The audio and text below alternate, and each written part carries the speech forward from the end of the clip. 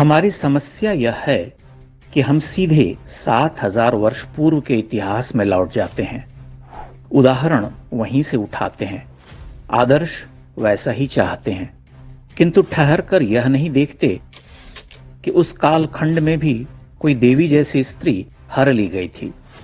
हम यह भी नहीं देखते कि उस युग के 1000-1500 वर्ष बाद किसी मानिनी को सभा के मध्य नग्न करने के प्रयास हुए थे।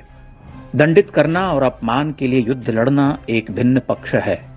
धर्म की स्थापना उसके मूल में है, किंतु राक्षसी वृत्तियां तो हर युग में थीं, तब कम थीं, अब बहुत अधिक हैं।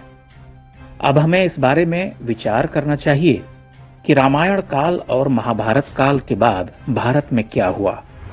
हजारों शतियां बीत गईं, बहुत कुछ बदल गया, धर्म केंद्र में रहा, न रहा होता तो अगणित महान मनीषियों और शूरवीरों ने जन्म न लिया होता। किंतु क्या मौर्य काल को भी हम रामायण काल के समक्ष रख सकते हैं, या मौर्य काल में हम राम राज्य को देख सकते हैं? और आज के भारत की तुलना उस युग के भारत से की जा सकती है? उस युग की बात तो छोड़िए, 100-150 वर्ष पुराने भारत से ही हम वर्तमान की तुलना नहीं कर सकते। उत्तर पूर्व के जिस छोटे से राज्य की बर्बर घटना से हम उद्वेलित हैं, क्या उस राज्य के बारे में हम समान ताप से पहले भी विचार करते रहे हैं? कुछ वर्ष पहले ही वे राज्य भारत के होकर भी भारतीय सांस्कृतिक भौगोलिक अवधारणा से कटे हुए प्रतीत होते थे। उत्तर पूर्व को धीरे धीरे संपूर्ण भारतीय जीवनधारा का अभिन्न अंग बनाया जा रहा, और यह पिछले 8-9 वर्षों का अवदान है। अब समस्या यह कि हम राजदंड का प्रयोग तो तुरंत चाहते हैं, राजनीतिक सीमा का बोध हमें नहीं होता। पहली बात तो यह कि आधुनिक लोकतंत्र के प्रतिनिधि पुरुष से किसी राजा का आचरण अप्रासंगिक है। यह सत्य है कि राजा की छवि जब हमारे मन में उभरती है तो हम सबसे पहले राम का ही विचार करते हैं। रामो विग्रहवान धर्मः, राम धर्म के साक्षात विग्रह हैं।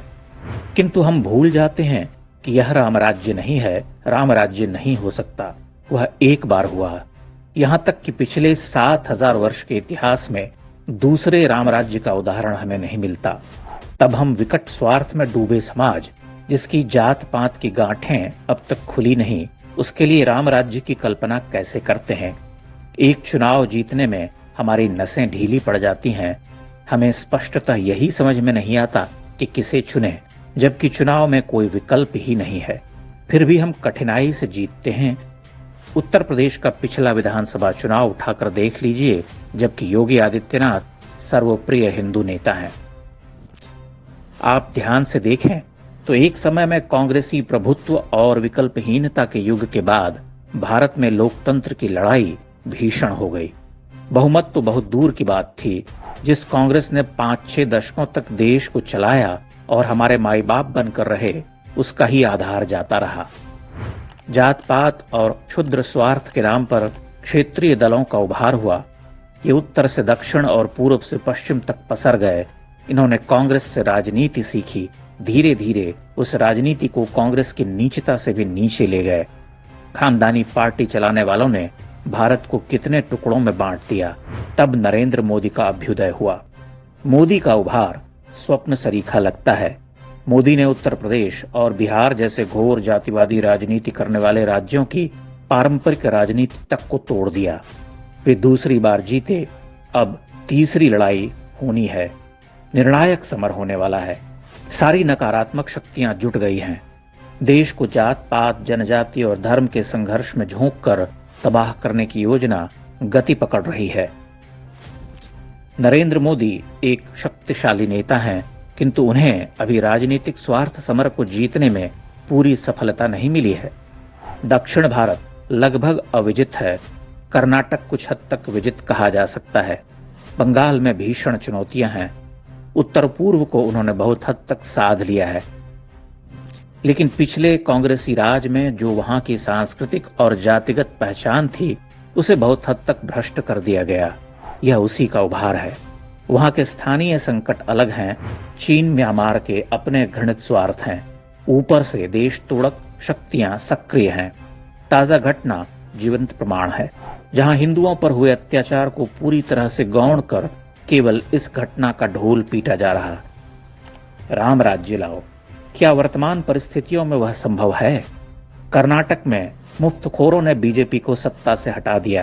अगर वे भ्रष्टाचारी थे तब भी कांग्रेस के मगरमच्छों के सामने उनकी क्या औकात थी। दो खराब विकल्पों में से हम उसे चुनते हैं जो कम खराब हो, जो कम से कम देशघाती तो नहीं हो। एक ओर हम बड़े परिदृश्य को ध्यान में नहीं रखते, अपने क्षुद्र और राजनीतिक स्वार्थ के लिए बीजेपी को हराते हैं, पार्टी को कमजोर करते हैं, फिर छाती पीटते हैं कि राजदंड क्यों नहीं उठाते। आप ध्यान से देखिए कितनी प्रतिगामी शक्तियां कार्यरत हैं। बीजेपी में राज्य स्तर पर नाकारे नेताओं की भरमार है। वे मोदी, योगी और शाह के भरोसे बैठे रहते हैं, माथे पर टीका लगाकर और जय श्री राम कहकर नैया पार लगाना चाहते हैं। ऐसे में मोदी जैसे अद्भुत राष्ट्र सेवक के सामने कैसी विकट चुनौतियां हैं। वह तो देश के भीतर और बाहर दोनों मोर्चों पर लड़ रहे। अगर आपको राम राज्य की आशा है तो आप पहले उन्हें शक्ति दीजिए। जिस दिन जात पात, धर्म और मुक्तखोरी के विरुद्ध खड़े होकर वोट करेंगे, उस दिन धर्म राज्य का पथ प्रशस्त हो जाएगा। अभी तो जो हासिल है वही बहुत है। संभवतः हमें इसका अंदाजा नहीं है कि हम क्या प्राप्त कर चुके हैं और उसे दृढ़तर क्या प्राप्त कर सकते हैं। लेकिन हमारा दुर्भाग्य यह कि हम किसी मौका परस्त मक्कार को भी मोदी का विकल्प बनाने की बात करते हैं। हमें राम राज्य की आकांक्षा है और हम स्वयं अच्छे और बुरे का साधारण सा भेद तक नहीं कर पाते।